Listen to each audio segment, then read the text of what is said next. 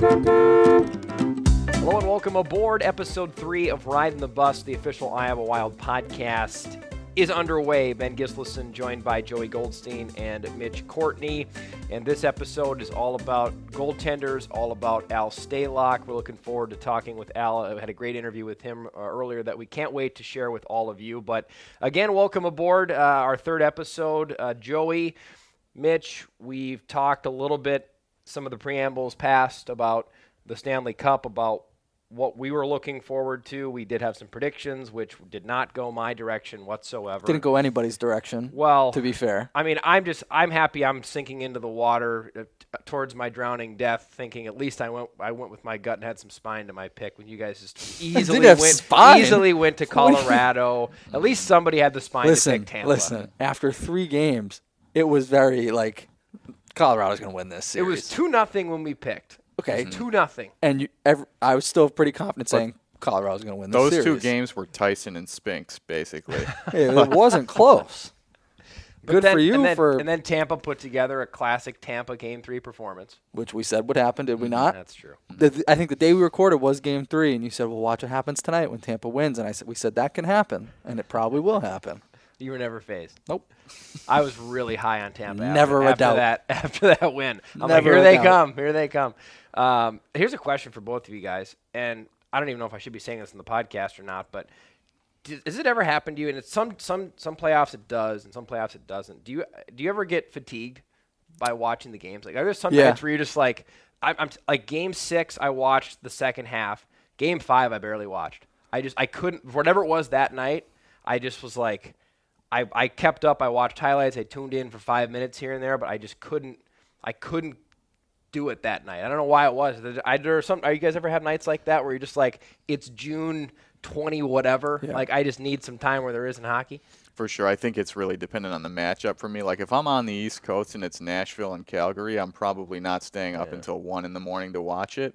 Stanley Cup's a little different. Like it's easier for me to dial in, but yeah, definitely. It's a long season, and when you're involved on the team side and your team goes out, I don't want to say there's a little bit of bitterness there, but it's harder to watch when the Wild are done and you're watching another team get a chance to hoist the cup. Especially a team that you play so often. The Wild play Colorado all the time, right? I get that fatigue, not so much with the Stanley Cup Finals, but I feel like if the teams I'm rooting for are out, when I get to the conference finals, that's when I start to fade a bit. But then Stanley Cup happens, and it's like you get rejuvenated, you get right back in.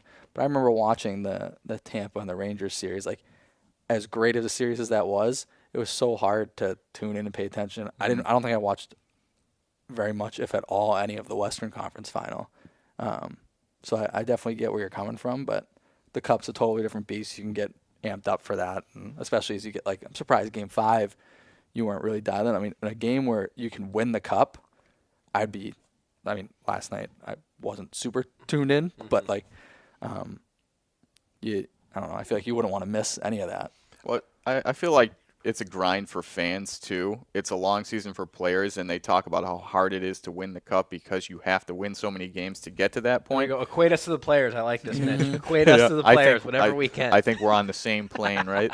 But no, it's as a viewing experience, it's probably up there with the other playoff tournaments, I would say, in terms of competitiveness and things that draw you in.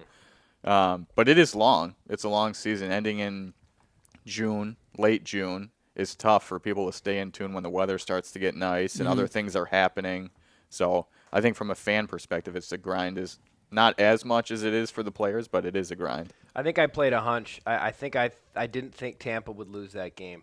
I played a hunch that they were going to get through it, and then when they did, and then Game 6, I went, I don't know. Like that was where I started to lean a little bit more back to Colorado. Well, again. They just looked. Well, that too. But They found a way to make it work for Game 5, but like Game 6, they just came out and they were in the third period especially just tired and slow, and that's what's going to happen. One, you're playing all season long, but when you've played as much hockey as they have over the last couple of years, I know the teams come and go, but that core is still the same. That's a lot of minutes. It's a lot of hockey and not a lot of rest. So I think that wears on you after a long time. It happened with the Sharks when they played Pittsburgh in 2016, that Game 6, third period, they just came out and they were just There's dead in the nothing water. There's just nothing you can do when you play that many minutes and, things catch up to you. Colorado's in a world of their own. You got guys like Makar and McKinnon. Not many people can keep up with them anyways,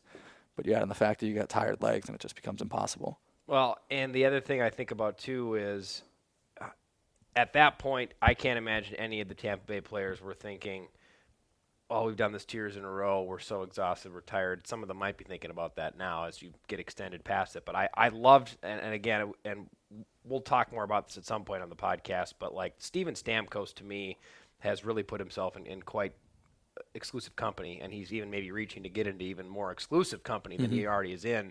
Loved his line after the press conference after the game. He says, we're not done. Like, how easy would it just to be to get into that press conference and go, what a great run it was. We're so proud to be here, so proud of our guys, which he is. But the reason the Tampa Bay Lightning are the Tampa Bay Lightning is because that's their leader. He gets done with that, and he doesn't say, well, 2 was good enough. Yeah. He's like, no, we're not. You got him as the leader. You've got Hedman, who's a Norris Trophy winning, all-time defenseman on the back end, leading the blue line. And you've got the best goalie of the era in Vasilevsky. So, they're not going anywhere. They're still going to be around. They're always going to be a thorn in people's sides. And, again, they know how to win. So, I don't want to say you can pencil them into the conference finals next year, but, they got a damn good chance of being there. Well, and I got to look at their UFA situation. That's one of the big questions. But I remember after last season, more people were saying, what's Tampa going to do than right now? Yeah. There's not as many people in the media going, Tampa's got, they're not on the list of, they got big decisions to make. There's always those teams every offseason where you're like, whoof, I'd hate to be that GM. And I don't think, I don't think Breezeball is in that situation right now where he's got to go, I got a million hard decisions to make. How are we going to keep this nucleus together? The only thing he's starting to battle a little bit now is time. Age and time with some of those veterans that are their go-to players that aren't spry in years anymore. Mm-hmm. Well, we talk about the go-to players, and we asked the question during the intro episode. I think we ended up cutting it. We talked about who'd you rather have, McKinnon or McDavid. I said Cale Makar. I want to ask you guys, does your stance change at all? If you're choosing between, you're starting a team around McKinnon or around Makar? Year 2022. Who would you rather So McKinnon's his age and Makar's his age. Who would you? That's my question. I mean, I guess it's tough when you put age, but I mean, if you have a player, who would you want to be the nucleus of that team? Is it McKinnon or is it Makar? Makar's, I think, in a world of his own. As an old he joined a list last night with Bobby Orr and Nicholas Lidstrom and nobody else. That's crazy. And it took McKinnon how long now to get to where he got to? How many failures did he have? And again, I love Nate McKinnon, which is why this is he's arguably my favorite player in hockey right now. I really love the way he plays. Mm. But to your point, it took him as long as it did. He didn't have the support that he's had now, obviously. Sure. That's part of it. Look at any great athlete. They have to. The classic example is Michael Jordan. But he took him a while to get to this point. Didn't take Cale Makar very long to get to this point. I mean, he was the infusion that team needed where all of a sudden they went from good to the best. I mean, he's coming in, Hobie Baker, Calder, Conn Smythe, Norris, Stanley Cup champion. That's all happening at such an early age. That's crazy. A gold medal coming up at some point. I mean, imagine for him. That trifecta, the Norris Trophy, the Conn Smythe, and the Stanley Cup in the same have that? season. Not in the same season, yeah. Does Hedman have all three of those? I don't think in he has different a years. Yes, he's got them all. Yeah. Okay. He was the last defenseman to win before. But yeah, one season. Oh. And then you look. I mean, I'm keeping McDavid out of the conversation. I saw a stat last night. Even after the Cup Finals, he's still got 8 more points than the next highest person of people who are still playing. So he's far and away the best player on the planet. But do you guys make a good argument for the other two? Do you think that there's any other team that has a window that's still as open as Tampa's? I mean, the only really unrestricted free agents they have this year are Andre Palat, I believe Nick Paul is a UFA, and Riley Nash. And those are 3 good players, but are you talking more like a veteran-heavy team that's still got a window, or just any team that has a window to win the Cup that could contend next year? I mean, Colorado's got a lot of things to figure out. Their window is obviously still open because they've got the top-tier pieces. But as far as having a complete team where you get to go into the offseason and just really pick and pull complementary pieces as opposed to trying to really build a bottom 6.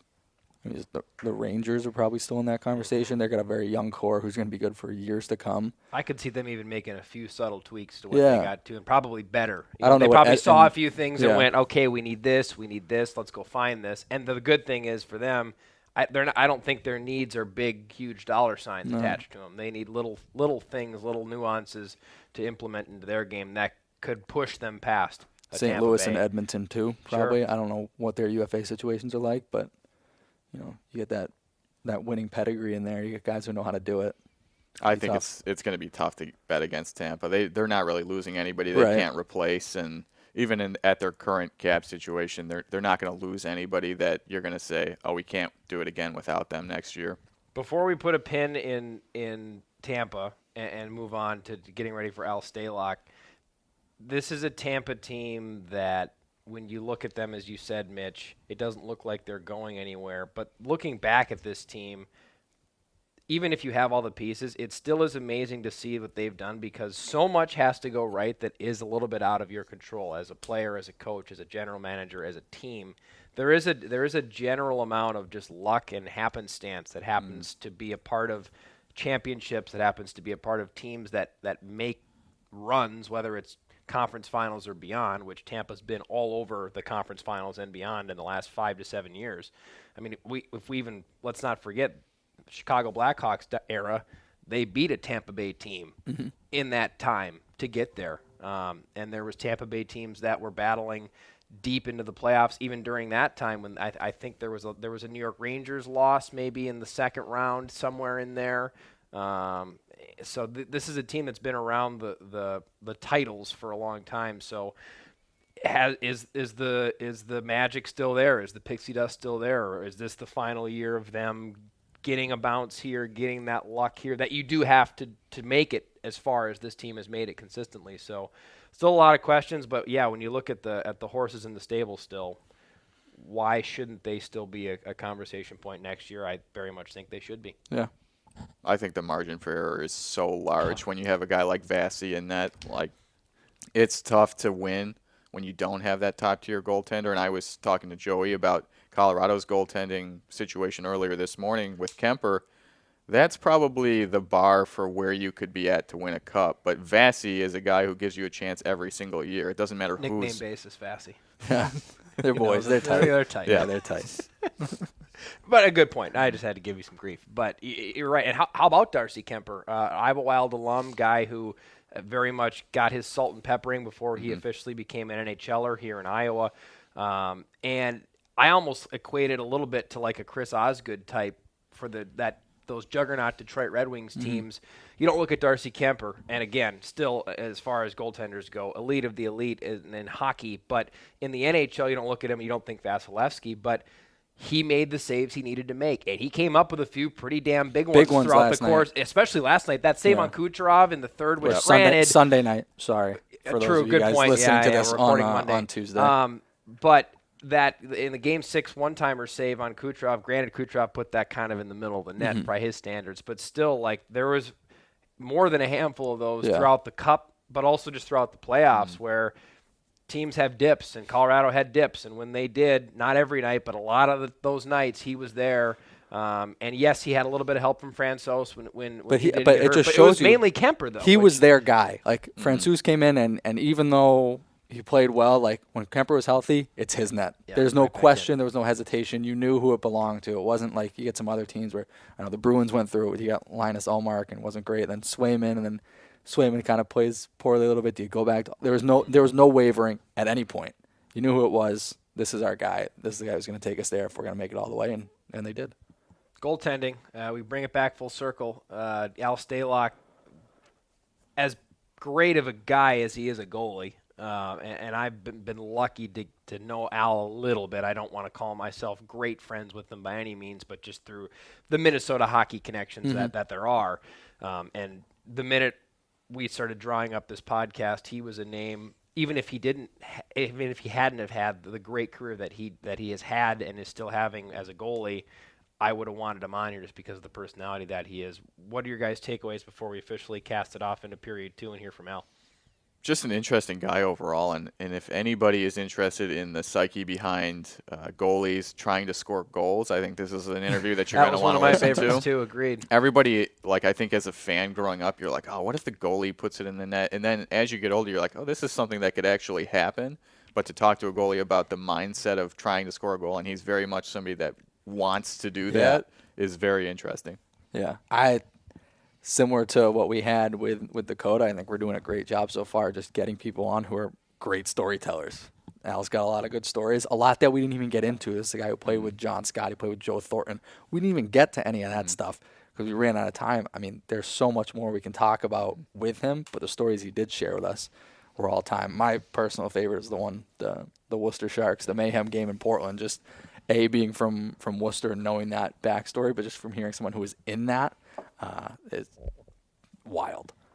One of the most interesting goalies you can talk to, and there are some really interesting goalies out there. Al Stalock, to me, will always be remembered as the best goaltender player of the puck. And we talk about it in the podcast, my first memory of Al Stalock playing in high school.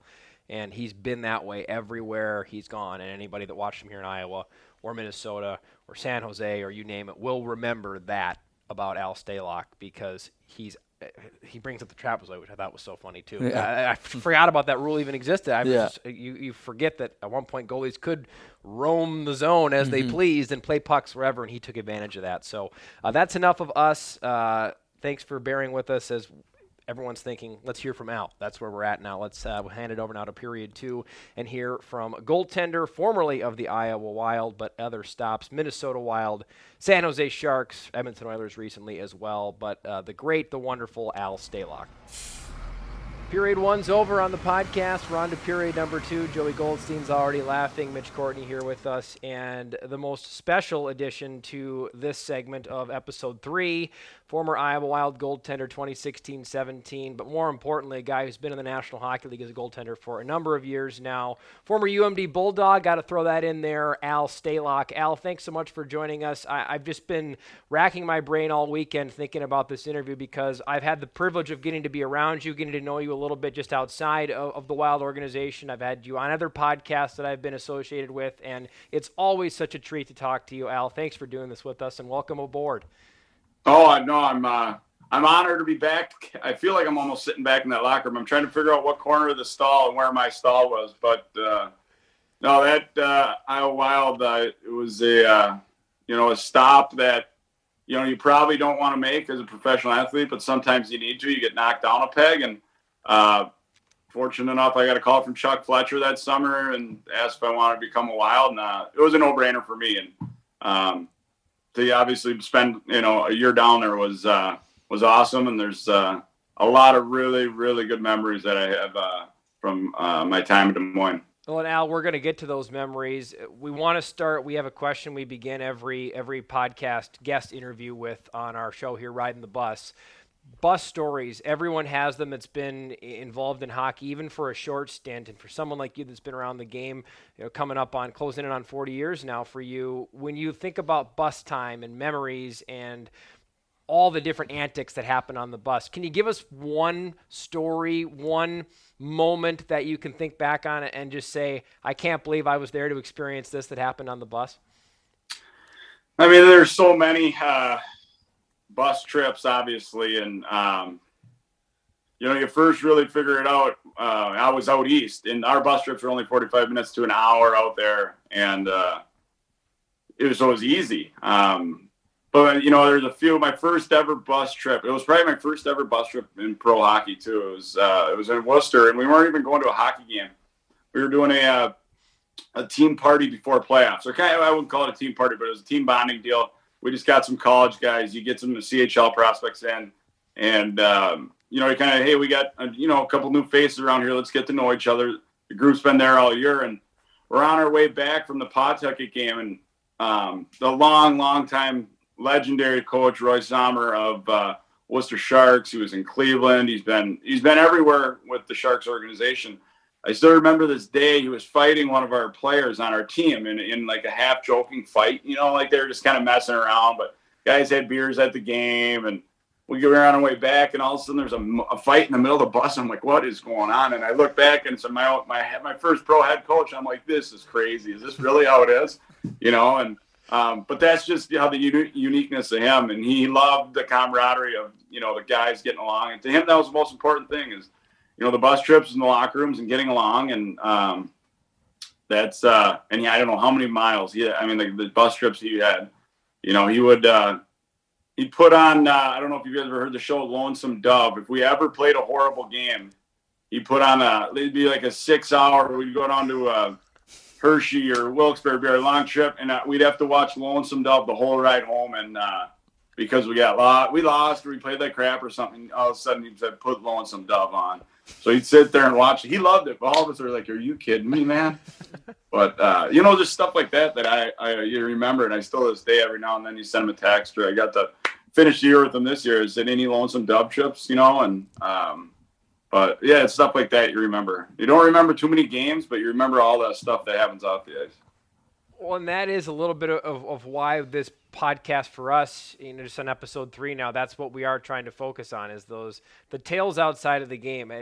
We're all privileged here to get to be around people like you, whether it's for a short amount of time or a long amount of time, depending on the player, and to get to know you guys and to get to see some of those funny stories that happen on the bus, off the bus, in the locker room. Boy, the Lonesome Dove. You think about good bus. You think about good bus movies, because that is a thing. There are great movies that don't apply on the bus, right? And there are great shows that don't apply on the bus. I can't picture Lonesome Dove applying for even a hot second on the bus. So what a cruel but also effective move by Roy Selmer. There was one person that wanted to watch that, and that was our head coach. That was the only person. Yeah, that's such a Roy move. I mean, I spent some time in Worcester. I think it was after you had spent time there. I was with Roy in San Jose, and he's, similar to the way Tim Army is here, loves to tell stories, big storyteller, and he's got a billion of them. That doesn't surprise me. It's endless. So he, there's every team too. Even at Iowa, we had a great group of card playing guys, and we had the sleeper bus and an awesome table back there, and a good group of veterans that, I still remember sitting around the table, and obviously Newsy was loved it too. That was his, his thing was for us to have fun as long as we played hard on the ice, and we sure did, and we had a good veteran group down here that had a pretty good year. Al, you mentioned right off the hop, and when you were coming into Iowa, you were 8-9 seasons into your pro career at that point. So to your point, yeah, you look at it as a speed bump. But I remember hearing in February 2021, you were going to be coming down here on a conditioning stint. And I remember hearing you were excited to come down here. You wound up getting another NHL chance by going to Edmonton. But why were you excited to come back down? What about your time in Iowa led you, even though it was a late AHL stint for you in an 11-season career, why were you excited about the opportunity to at least be back down here, even though it would be what the plan was for just a short window? Well, I think you obviously know your veteran guys down there. Spent a lot, the last few years with Rao, and it's just the being comfortable coming down there. It's an easy locker room to walk into. You've been there before. The city's a great spot to live. The fans are awesome, and I knew I needed it. I didn't play hockey I was out for however many months. Unfortunately with the stuff from COVID, and I thought, this is going to be so perfect to go down there and go back to where kind of a spot that rejuvenated my career, and I got another chance to go down and figure my game out and get back to feeling good. And I was like, hey, this is going to be awesome. It's going to be the right play, and obviously it's a coach that I've never played for, Tim Army, but you hear great stuff that detailed and all that. And I thought, hey, for me at my age, if this is what I'm going to keep doing, I got to go and do this, and I want to go and do this. And it would have been so perfect. When you think about that 2016-17 season and you think about shooters on that team, players that you had to deal with, and you likely had seen a lot better than what you maybe saw that year, but I think about names like Alex Tuck on that team. There are some other players that came up that have become decent to strong NHLers. When you think about some of the shooters on that club in practice every day, who are some shots that stood out to you? Yeah, Tuck was unbelievable. You knew he was going to be a good talent. He was so big, and Obviously, for the Wild's sake, it was tough. That first expansion draft with Vegas, they benefited from a lot of leveraging different ways. And unfortunately, Minnesota lost them to Vegas. But he was obviously a guy you could tell right away. He was vocal in the locker room, had a big body, could shoot the puck. You got a guy like Sam Ass who's still playing he's in the finals now, who's a heck of a player. It's just too bad, obviously anybody wishes they were a little bit bigger. And, Sammy was a kid who's so gifted. I still think he's probably one of the better setup guys, but he's sneaky little shot and can score. Lucky I got Ryan Carter made a comeback. He was struggling with the shoulder injuries, so he came back down the stretch, and we got to get, kind of finish the last couple months of his playing career, obviously, and then what's kickstarted him into his superstar status here with his media and his mullet and everything he's got going up here. But there's a special group. Max Fortunas was on that group, and Mike Weber played right at the end of his career with I think he was playing on like half a leg, and it was just Timo Pulkkinen, speaking of shot, he was like the Ovechkin of the American League. It was a good group, and we just had we had a ton of fun, and I think there was a lot of veterans in that group that kind of were in the same boat. So that's why it worked, and that's why it kind of molded into having a pretty good year. And Al, born and raised in St. Paul, did it have a little extra meaning to you to join the Wild organization? Yeah, and so a lot of people get upset because he said St. Paul. So, like, if you're from South St. Paul, I was going to say, I almost came across the table at him, Al, for that. I know there's a lot of pride about it. Yeah, people don't. Yeah, so even if it's in like Let's Play Hockey magazine where it says all the pro guys and it says St. Paul, and so you run into someone, they're like, do you think you get them to change it so it says South St. Paul? And I remember I used to get upset when they show Phil Housley looking and be like, he's from my hometown, but it just say St. Paul, and it's like that's not South St. Paul, but it was when Chuck called that summer, and he was one of the teams, one of the 32 teams knocking down on my door on July 1st. It was a no-brainer. To be at the age I was, to come here and get a chance to play for the Wild and put a Wild sweater on, it was like, I got to do it. You get not many pro athletes get a chance to play in front of their hometown where, I grew up 15 minutes from the XL Energy Center. It's like in South St. Paul. And it was just like when you finally, even, going to Iowa, obviously, and then you get that first chance. Darcy got hurt that year, and I came up and got to play a home game, and I was like, this is unbelievable. I remember sitting there, when I was in 8th grade, I remember sitting there watching them, when I was in college, and you always thought, like, hey, can I play out here, And you always think you can, you're just too stupid when you're young, and you're like, oh, yeah, for sure, But to be able to do it, I mean, it's an added element for a hometown kid to be able to skate on the ice and put on the Wild jersey. And growing up in that area as a Wild fan, were there any guys that you modeled your game after when you were trying to become a pro? And then even more so after you became a pro? Were there guys that you looked up to or guys that you thought, hey, maybe I could be that one day? Yeah, I mean, obviously Darby Hendrickson, hometown guy, Richfield guy, similar to South St. Paul. I didn't know Darby at the time. I just knew him. I knew his frosted tips and, like his lucky jeans and all that. But, to score the first goal, and he's the first Minnesota kid playing here. He played for the Gophers, played in the high school hockey tournament, and, scored some big goals for the Wild. It was like, how cool is this? Like, this guy gets to live his dream, like, right here in his hometown. And, I'm fortunate for me and, like, a guy like Ryan Carter, even Zach or Nate Prosser is just, I think you ask any of these guys, and they're going to say the same thing, to be able to pull the green over. It's one thing when you're in college to, like, put your Bulldogs jersey on, but there's 18,000 people, and, now being on the other side where you're watching Wild games, and I'm taking my kid to a restaurant, and, Wild games on all the TVs. You're up in a small town in northern Minnesota, and all 27 people in the bar were sitting there watching the Wild, complaining about him losing the draw or this guy giving up a soft goal. It's like,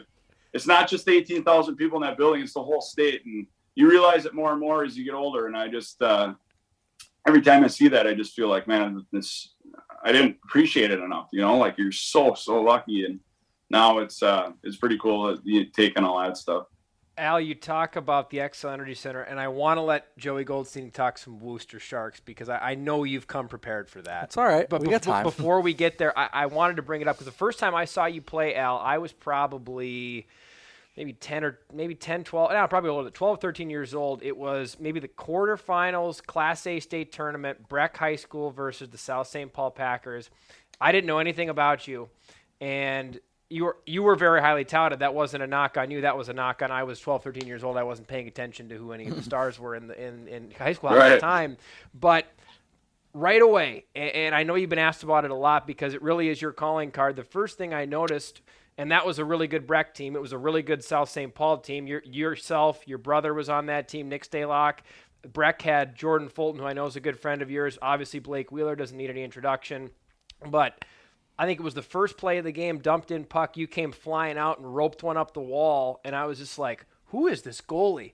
Like, as far as playing pucks goes, and it had to have been from a pretty young age for you, I'd imagine, too, Al, because you did it, from I remember from that time all the way to the most recent game I've watched you. You get pucks and you move pucks, man, and it's fun to watch. Yeah, that was obviously pre-trapezoid. Yeah. You know, and hopefully I can stick around playing long enough where I've been through the era where they had not had it, implemented it, and taken it away. But yeah, it's unfortunate that the trapezoid's there. I think it does help some goalies, but I think there are some goalies that could really benefit from it not being there. That, you know, they're good enough skaters where they can get to the corner and help your D out and save the guy from getting smashed into the glass. I just think it could be so beneficial to your team if you can get a guy that can do it. And I picked it up, and I'm lucky that I'm a lefty too. When I skate out, there's a lot of goalies that are right-handed shooting, and they have to learn how to play the puck left-handed just because that's how they catch.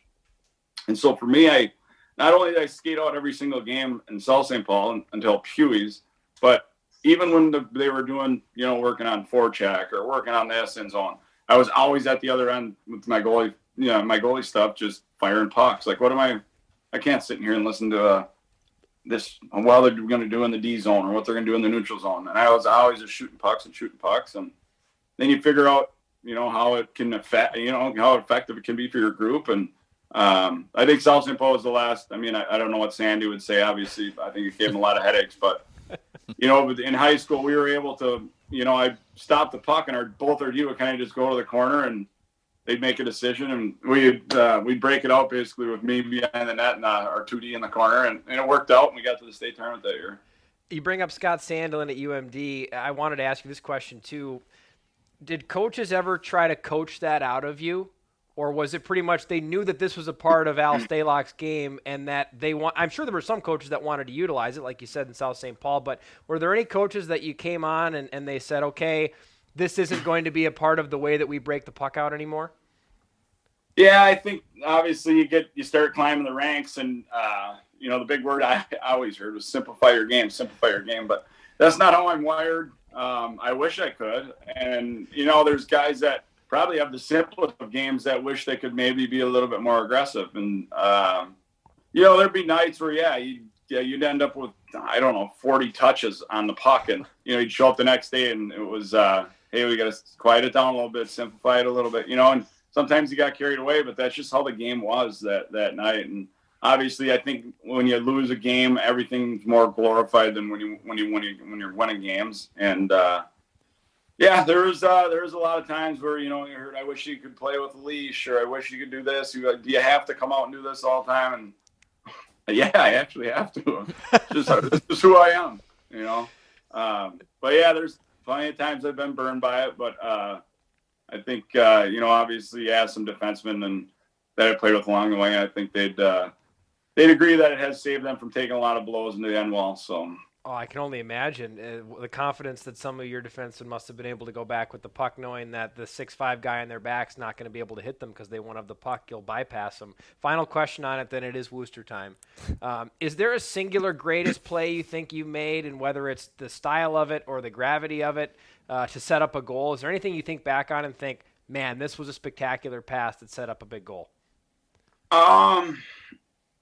Gosh, in high school, the one year, I think I had like 8 or 9 assists. I can't remember. I think like half of them were my brothers. There were some in that state tournament game where we had some chances, and I still remember. I think everybody wanted South St. Paul to win and Breck to lose. You know, it's a small South St. Paul school playing against a private school that's loaded, and every time we got the puck, I felt like it was the whole place would get up like a wave, you know, because they wanted us to beat that team so bad. But I remember a couple passes that game where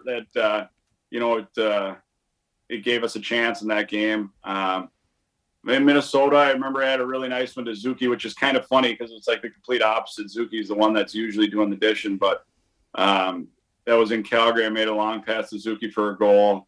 But I tried to score a couple times and that's one thing that I joke around with Tony DeCosta, the equipment manager in Minnesota. He's like, "Why do you take so much time taping your sticks?" I said, "Because I want to score a goal, man. I'm not going to make it to the Hall of Fame with, my save percentage, my wins, and how many Stanley Cup rings I have. But it is a short list of goalies that have goals in the NHL, and I want to get on that list. So that's one I feel like I can get on, and we always joke about that. But I don't think I did Minnesota get a chance in New Jersey. It was going in. It was in the middle of the net, and Eddie Lack came. He was already changing. He hit the brakes and came back and dove headfirst and paddled it down. And I was like, oh, my gosh, you got to be kidding me. We had guys on our team that were already coming around to celebrate with me. I still remember Zach doing like a C cut at the top of the circle and being like, oh, my God, that's in, you know. And I didn't even get to watch it because guys were like coming to, give me a hug. And it was, the goalie. I was like, come on, as a goalie, I think I might keep skating and let that go. That's what I was going to say. Have you ever had a chance to talk to Eddie and say, hey, if you want next game, I'll get caught out of the net. If you want, let's help each other out here. Yeah. Why did you have your head on a swivel? You can't be. If you're going to the bench, just go to the bench. Mm-hmm. So it's funny that it was every time. Even Royce. I mean, you know how Roy is, and every time we'd be up, it didn't matter if we were up 1 goal or 3 goal. Every time they dump it in, I'd hear from the bench, "Go for it!" And so it was nice to play for him because he always wanted you to go for it anytime you had a chance. Yeah, Roy is a legend of the game. You talked about going to the baseball games and whatnot. I know a big thing for Roy. I mean, the team cohesiveness and that team bonding is big for him. And going on big camping trips at the beginning of the year, that was always a big thing for him. I'm sure you got a story or two from one of those team camping trips that hopefully you can share. I mean, flip through the book. No, I think he got a little slap, got in a little trouble for that one, but and he loved that. That's what he thinks is so crucial, that to get a group together, and it's usually at the beginning of the year. And this just so happened that we went down to Norfolk, and they had a really good team. It was the beginning of this Tampa team. Like Tyler Johnson was there, JT Brown was there, all these young guys that no one really kind of knew who they were, and they put together a team that ended up, I don't know if they won it that year or made a long run. It's like, holy cow, they got a good group. We go in there thinking we had a good team. I think we lost 9-1, 8-0 back-to-back nights, and we took a bus back that night. We skated our butts off, and it was supposed to be the start of the camping trip. Some guys might already had their minds on that, so we pushed it back. The only time we had another break was like a month later. And he's like, "Oh, we're gonna head out to this camping trip. We're gonna take a 6-hour bus ride. Obviously, the bus is full of beer. We're gonna get on a fishing boat, and we're gonna go stay on this island for a night." So we had to rent tents and all this stuff. And the whole town's shut down. This whole town of Maine is shut down because the season's over. It's too damn cold. Other than the fishermen are going out and catching their lobsters and all that. And this guy picks us up in the boat. We all load on this boat. He's like, "I don't know what you guys are doing, but there's a nor'easter coming tonight, and it's going to be miserable out there." And I'm like, "What's a nor'easter?" He's like, "Well, it's a storm that comes and it doesn't move." So he's like, "Well, you better get your fire started fast." So we get out there, and obviously by this time, guys have beers in them. We get out to the island. We're supposed to be cutting wood, and that's like the last thing on your mind. Oh, we'll be fine. Sure enough, 2 hours into us being on the island, it is downpouring. No one has tents ready, of course. And we're in the middle of the night trying to get all the stuff set up. And we got water like this high in our tent. And I still remember there was guys in their tents screaming and "This is brutal." And for real, it wasn't guys that were screwing around because we got nowhere to go in the morning. I ended up sleeping in a tent with 2 other players. Roy, his dog, and our assistant coach. And I stuffed as close as I could to that dog. It was like the only thing that could keep me warm. I mean, it was a phone call I think Roy received from Doug Wilson that said, "Hey, we got to start rethinking this and being a little smarter if we're going to head up in the middle of a nor'easter." Yeah. And as soon as we got picked up by that boat. I still remember the morning when I saw that boat in the morning. I was like, "Thank you." We stopped at a little clothing store on our way out of town, and I know boys were loading up on hoodies and sweatpants, and they were just like, "Oh my God, we got to try clothes." It was a night of hell, man. It was nothing that I wouldn't want anybody to have to go through. Yeah, he's gone through quite a few camping trips, and I've definitely heard that story before, along with some others. I want to talk, going back talking about some firsts and things like that. Your NHL debut, a little bit more unusual. Wasn't a start or anything like that. You're on the bench, you're backing up. Next thing you know, Todd McClellan looks down and says, "Hey, you're going in." It's like, what's that experience like for you? And I mean, obviously, you're not thinking you're going into the game. Like, what's that thought process like? Yeah, my first ever game that I did play in the NHL. I might have been called up and sent down like for a night or 2 nights here before that, which makes zero sense because Worcester was in on the East Coast, and San Jose's on the West Coast to fly up for a day or two. But the 6-hour flight there was a lot better than the 6-hour flight back the other way. I'll tell you that.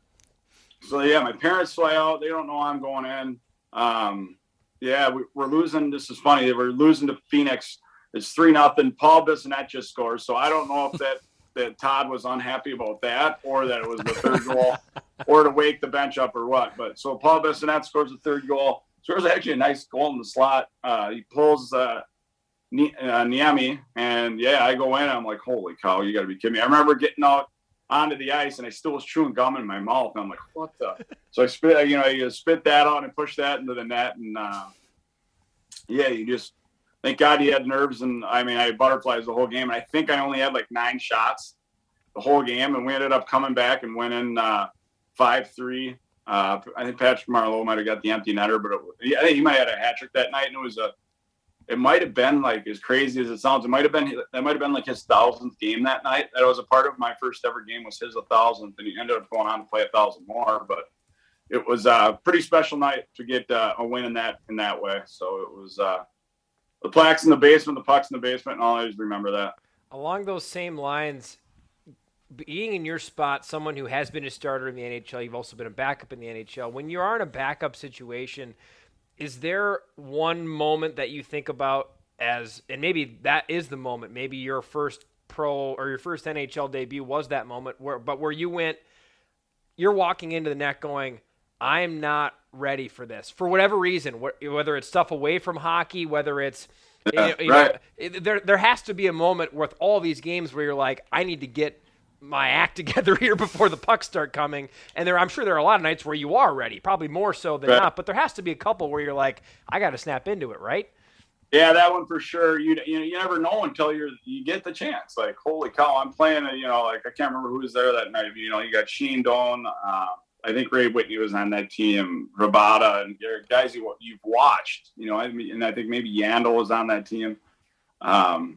It's like, holy, these guys, I'm actually on the same ice sheet as these guys. Like, this just seems surreal, like that's that first game. Obviously they talk about it with any athlete, and I think that's just actually accepting the fact that you actually are on the same ice sheet as some of these Hall of Famers or All-Stars or whatever it may be, and it's funny. I was just talking like a week ago with a friend of mine. I think the biggest jump for me was high school to juniors, and that's where you really find out if you're ready. Like you go to you're all of a sudden you play with a 21-year-old kid that's been there for 2 years, and you're like, wow, I'm 17. I just left high school. I'm coming down here to play with a 21-year-old. What is going on? So that I thought was obviously the biggest jump. You start getting into pro hockey, and the difference obviously between the American and NHL is it's a thin line when guys make it or don't make it. But for me, jump wise, seeing if I was ready, seeing if I could do it, and if I had the ability, was high school to juniors, I think. Al, I was talking about this on the golf course last weekend. Goaltending, to me, I'm fascinated by goaltenders, yourself included, but don't feel too special. There's a long list of goalies that I'm fascinated by, but you are on that list. It's such a melody of mental, physical, and also just having some stones too, right? I mean, Right. it's a fascinating position to me. How would you describe your goaltending? Do you think you're more on the cerebral side, more on the athletic side, a combo of both? And you've also got I would also throw the competitive side in there too, because I think there's some goalies. I watch Mike Smith. That guy just wills his way to make saves, doesn't he? And obviously there's more to it than that. But how would you describe Al Stalock's game in those buckets? I think it starts from youth hockey, where I was fortunate to play forward. I mean, I played out every other game through Pee Wees, and that doesn't happen anymore. You have to declare you're a goalie sincere. Like now that before you're like first your squirts, you have to say, okay, my kid's being a goalie, and then he sits on the bench when he's not playing. It's like it's all St. Paul, whether you want to say it's fortunate or we were unfortunate. And we didn't have a ton of numbers. Like, you look at some of these, Stillwater, Edina, how many different teams they have at every level. So that was one thing I was so lucky to do is I got to learn how to skate. I got to learn how to see the game from a different spot. I got to see plays develop. And I think that helped me a ton, being a better skater, being smarter with how plays develop and all that. But being a backup as well, you get the best seat in the house, how many times a year, 50, 60 times a year, you're sitting right in the mix. So you're on the bench, you're listening to the coaches, you're listening to players when they're getting off, and you're watching the game. So you see plays before they even, you can see a play coming. Oh, don't go. This guy put himself in a bad spot, or that's not where you want to go here, And I think for a goalie, if you can really truly take that in, like I think I learned so much being on the bench, watching other goalie partners, and just being around the D or the forwards for so long, And I think goalie wise, I think a lot of people are going to say, oh, he was an athletic goalie, aggressive goalie. But no, I think you have to think the game as a goalie in obviously a different way. And for me, I just feel like reading plays for me and reading shots is something that I've had to do because of my size. Into the final minutes, Joey, what did we not get to that I know you wanted to get to? Because I know you had some stuff. Yeah, there's one I really want to hit on, one story from the Worcester days. There was a mayhem game. You guys are playing in Portland, and just if for the people watching, listening, like go look this up, go watch the highlights. It's unbelievable. So it's a 5-1 win for you guys, teddy bear toss game. But in the final two periods, the game gets out of control. There's 15 fighting majors handed out, 143 total penalty minutes. 10 of those majors were given out in a 2-minute span. You've got tough guys like Kyle. You got McLaren, Gogol, Jimmy Bono, Senak Aladze, Brandon Mashinter, Matt Pellick. You've got Reklich, who's playing for Portland, comes after you, tries to come after you. He throws his elbow pads into the bench. Like, just if you can, walk us through the chaos of that game. Well, so it's funny that they had Ekman Larson there that year, and they wouldn't play him against us. I think he played the first game, and then they wouldn't play him. The organization said, hey, when you play at Worcester, they wouldn't play Ekman Larson. It's so funny. I have a hard time saying his name because Roy still to this day calls him Lars Ekman. Roy doesn't get any names right ever. Still to this day. So still to this day, I have to think about it before I say it because we all just call him Lars Ekman. And it was when we played Portland, you knew it was going to be one of those games. I mean, we had some of the, like you said, Senna, Pellick, McLaren, Fraser McLaren. It was like, and then they had Louis, they had Reklich, and it was just going to be one of those nights. And Reklich ran over Doherty from behind the corner and immediately grabbed him. So he was a young prospect for us, first year kids. He was like 6'7" on skates, big boy. But I don't think he enjoyed the fighting aspect of the game. And Joel didn't even give him a chance. It was boom, ran him from behind, picked him up, and started throwing bombs. And the guys were like, "Whoa, what are you doing?" And then as soon as he did that, he skated right to the crease in front of me and was shaking his hands. I'm like, "Joel, what do you want me to do to you? Like, go ahead and punch me if you want." And then the refs kind of came in there. Some guys came in there and shoot him out of there. And I don't know what he did on the way by the bench. I think Fraser might have helicoptered his stick at him. And then that 2-minute span was insane. I mean, every draw there was either a fight or two fights. Every draw for like 2 minutes. I'm like, I don't even remember what the benches looked like at the end of the night. Like there was not a lot of guys. I can tell you that. Not a lot of guys on the bench. Al was about to be on the wing. He was about to go back to his Pee Wee days. I'm telling you, you guys got to watch the clip. It's absolutely. That's one I pull up like once or twice a year to guys that I'm like, I guess you won't believe it, but just please watch us. That's It's what the AHL used to be like. Eric Lindquist on the call. Oh yeah. So it's just it was something else. I think that's a perfect way to end it. Al, this has been great, as I knew it would be. Thanks for sharing so much with us. Thanks for diving into it, talking a lot about the Wild, the AHL, and sharing some great stories. That Nor'easter story, I'm going to remember that one for a while. Wow, there's no YouTubes on that. There's no YouTubes on that. No, for sure. But Al, thank you. Yeah. Thank you. Thanks for bringing me back in the locker room. Big thanks to Al Stalock for cutting some time for us. Terrific chat with Al as we bring you back here to Period 3 to wrap up Episode 3 of Ridin the Bus, the official Iowa Wild podcast. We had Al Stalock driving the bus today. Luckily didn't take us on a duck boat off onto any islands with Roy Summer. We didn't need to be a part of that story. Would have been so much fun, though. Oh, you're right. You guys would have been so thrilled to have that pleasure. But just another great story about a great league in the American Hockey League, and not that I'm sure there's probably been a few stories like that, I'd imagine, that happen at the National League level too, because those teams do retreats and camping outings. But did talk a lot of Stanley Cup on this podcast. Want to talk some Calder Cup because now it's official. Hockey's done. Kind of sad. For a little while. Kind of sad. Yeah. And no more, the Stanley Cup champion, Colorado Avalanche, congratulations. Stanley Cup or Calder Cup champion, Chicago Wolves. We'll say congratulations. It's the same bittersweetness that you have with Colorado winning, right? Colorado's a rival of Minnesota, and obviously we've got a rivalry with Chicago, but you got to give credit where credit's due. They were, maybe not record-wise, truly, but they were the best team in the league all year. They were a force. They were a powerhouse, and you got to give them props for that. They were unbelievable. The thing that I always had a hard time doing, because we obviously all saw Chicago. I think it was 10 times this year the Wild played the Wolves, and there were some games where it was. You could just tell, you're like, what team's gonna? We've seen, but later in the year, I'm like, I've seen every team minus, Stockton, Bakersfield, in the West. Stockton was dominant all year, and they got the doors blown off by Chicago for all intents and purposes. So I'm sitting here watching them play late in the year going, who's really going to contend with this team? And the one thing that's hard about the American Hockey League compared to the National Hockey League is it's harder to get your eyes on some of the Eastern teams. You don't get to see all of your Western opponents. So you get asked these questions like, who's the best team in the league? And I always would say this year. I'm like, well, Chicago seems like the best team, but I can't really make that comparison because I haven't seen Springfield, or I haven't seen Utica, or I haven't seen Stockton, like you said, who was beating the doors off everyone. But just watching them enough and knowing hockey, you watch that team and go, where's the weakness? Yeah.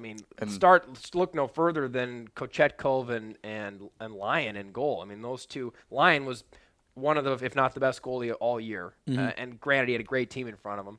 But then Kochetkov comes in, and he barely lost a game after he showed up from the KHL. I think his first game was against the Wild, I believe. And I think he won that night and had 30-some saves, I'm pretty sure, in Chicago. So I think February or something along those lines. But, yeah, just top to bottom. Stefan Nason and Andrew Podorowski, as good of a Batman and Robin combo as you could have. They had the perfect mix. They had a lot of very, very talented young guys. They also had that group of veterans who are there from a leadership standpoint, but also put up a ton of points. Podorowski was unbelievable. He's got to get an NHL look this year. But that's the thing about you would think, but that's the thing about that team is they had guys that weren't going anywhere. Their stars weren't number one call-up guys for whatever reason. I don't know why Carolina wasn't looking at Podorowski or Stefan Nason, or you have it, but it was the same lineup every time you saw them. Every so often, Lyon would be up, but then McAniemi was their backup, and he had even better numbers than Lyon did, goals against-wise and save percentage-wise for much of the year. I think Chatfield was a defenseman who was frequently up and back quite a bit. You didn't see him as much, but Drury was always there. Nason was always there. Podorowski was always there. Keane was frequently there, the defenseman on the back end. Lazois was always there. This was a deep team. And they at the AHL trade deadline, they bulked up too. Yeah. So they had Carolina back-to-back years where you even have to call their cup. They won when their team was in Charlotte, and now they've won with their team in Chicago. for a Carolina team who's already good, future's bright there too. Yeah, that's a really good Chicago team. Mitch, what did you see from that club when you got to see him this year? Just from top to bottom, there weren't many times where we saw them, especially in the games against us here in Iowa, where you could point out a specific weakness. They were so strong all the way through their lineup, and even when they lost guys, like before they had Kochetkov in the lineup, they were great.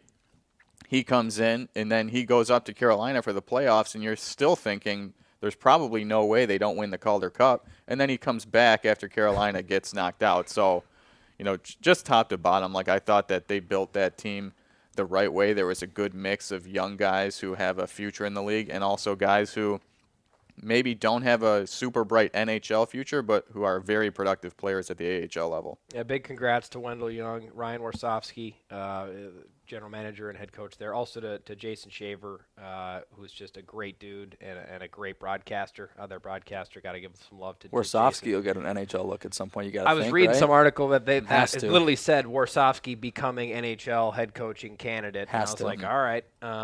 Yeah, it's funny getting to interview him. Just a couple of times I did this year before the game. He was always gracious with his time, and most coaches are, but not all are, and he was. Very, very serious. It seemed like there's some coaches they'll sit down and they'll have a little, and he wasn't standoffish. He wasn't put offish, but it was very much, and it was usually the day of the game. He was coming off morning skate and he had stuff going on. And he was professional. He's going to give me his time, but you could tell his wheels were spinning as he was sitting there thinking and talking with me. So a huge congratulations to those people and to that organization, Chicago Wolves. Also, big congratulations to Will Bitton.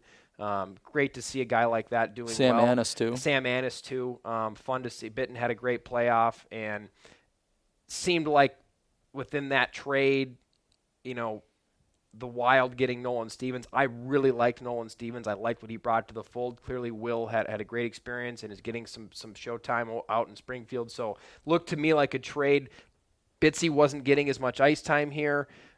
It seemed like one of those trades where you walk away and you think Will gets a great new experience, gets a fresh slate. Same for Nolan and Stevens and all that Stevie brought in here to this club. So that's one of those trades I look back at and think, as hard as it was to see Bitsy go, excited for him to get that experience that he's had, and hopefully it gets him that much closer to the National Hockey League level, right? Absolutely. So big, huge shout out to those guys. Joey, I know you had a question we didn't get to at the front end of this podcast that you wanted to sort of finish with. Yeah, I guess you could say it Stanley Cup or Calder Cup, right? If you were to win this, the upper echelon, right? You win the Stanley Cup, you win the Calder Cup, you get your day with it. How are you spending it? What are you going to do? You're bringing it back home, right? Mm-hmm. For me, that's the number one answer. You're bringing it home to your mom, your dad, anybody that's been a big, important part of your life that supported you through, all the tough times and not just the good times. And then I think just, having a good time with it. Everybody's got their little thing that they do, whether it's, drinking a beer out of the cup or eating out of the cup.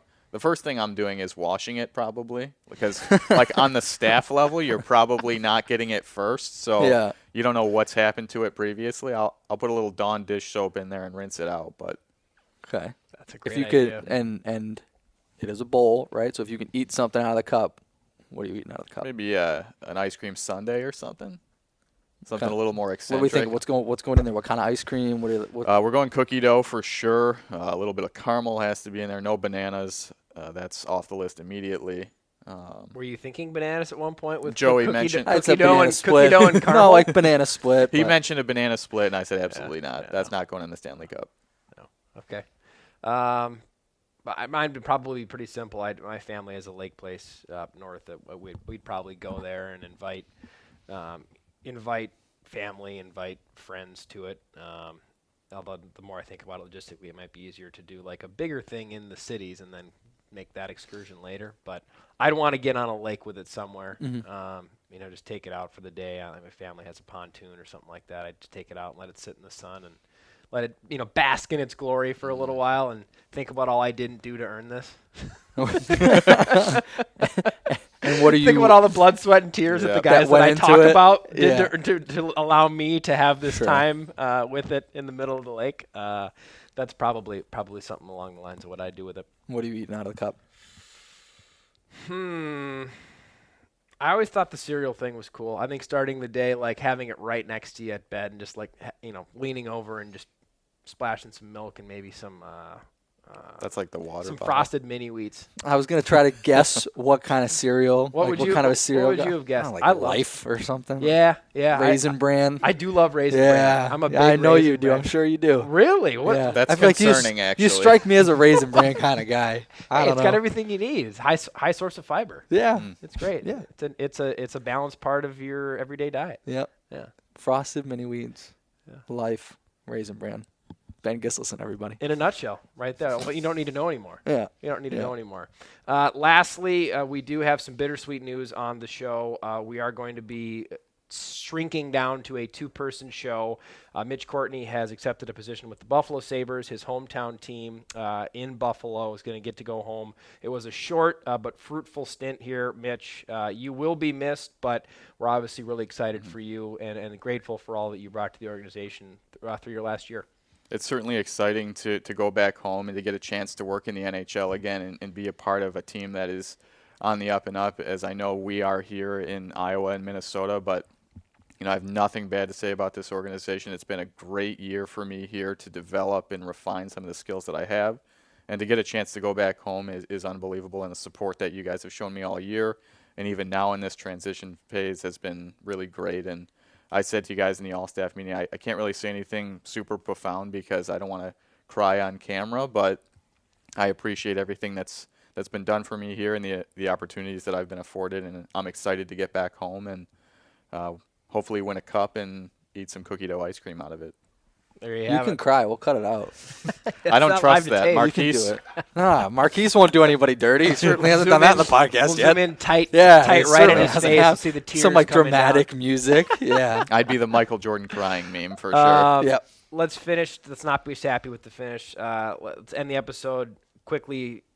When you think about Mitch Courtney, funny stories, what comes to mind? And if you need time to think, I have mine if you need time to think. I mean, there's a lot Yeah. that come to mind with Mitch. What did he say? I'm going to be outlandish on this podcast. Yeah, you didn't really there's just like- you didn't really get to see that. No. You didn't have enough episodes. He is, he's a walking soundbite, and I mean anybody who's spent time with him up in the office knows that. I mean, there's anything that comes out of his mouth is just it's pure comedy all the time, which is great. I think for me the things that are going to stand out most are battles over Canes and Chick-fil-A. Mm-hmm. Mitch is very, very hard stance on Canes, where I am more of I think Canes is great. I think Chick-fil-A is better. I'll That's go just the way it Chick-fil-A on is, and this I one think with you. Yeah. a lot of people think that way. But we had some battles on that. Being a Bills fan and me being a Patriots fan, putting some Canes and Chick-fil-A on the line too for those games. Those were always fun. So that one and the Regal Cinemas situation, which we'll have Mitch get into after you tell your story. Yep. For me, it's the Blueberry Brothers in Rockford. I thought that was a great. Oh, that was brutal. We took some heat for that. Yeah, we took some heat for that. Mitch and I wore the exact same blue. I mean, not the same suit, but same color suit, pants, black undershirt, black tie, and it was. I think was it the first road trip you came on? Yep. No, I don't think so. Because you came on probably 4 or 5 Yeah. road trips I this thought year. that was I wasn't it in swear it was the Rockford? first one. It was in Rockford. I Yeah. know that. I thought it was the first one you came on, and we were wearing identical outfits, walking around, just getting obliterated by anybody that saw us. So we of course, leaned into it as we should have. That for sure was something I'll never forget, and I have that picture saved on my phone. We'll have to have Marquise put that up. Just superimpose the it real Blueberry big Brothers. right It's there. great. Blueberry I'll send Brothers. that to Marquise. Yeah. Okay, so to finish, where's Mitch Courtney going to be in 10 years? I don't know. It remains to be seen. I'm going to be grinding up there for sure, but hopefully you'll see me in Buffalo, maybe in a front office capacity at some point. I've talked to Ben about that a few times. It's something I'd like to dive into, but the future is uncertain, really. I'm just going to work hard, and hopefully good things will come, and they have. So I wanted to talk about. Yeah, you gotta- maybe we can't. Maybe he doesn't want to unfurl this on. He's going to talk about gonna it. talk He's going to about talk about it. Mitch has a strong passion, you could say, for Regal Cinemas. He went on a whole tangent one day about, we posed a question. If you were to win the lottery, what would you do with the money? And you can't do all the, the basic things. You can't buy yourself a car. I assume all that's already done. What are you doing with the money? Mitch told us he's building a state-of-the-art arena sponsored by Regal Cinemas. So can you explain your love for Regal Cinemas and maybe some of the features in your... Of course, yeah. So Regal Cinemas is, bar none, the best movie theater experience you can ever get. I'm not sure how expansive they are. They are definitely pretty big in Buffalo, but I don't think I've paid for a movie in like 8 years. The rewards program is so good that I want to pay them a favor by, they don't even have to pay for the naming rights. I'm going to build this arena, put their name on it, and then every game we're going to show movies on the Jumbotron. Maybe during the game too. Popcorn, reward system. But it's going to be really cool, especially when, I'm like the owner of the Quebec Nordiques expansion franchise. And Quebec. Yeah. Okay. I like it.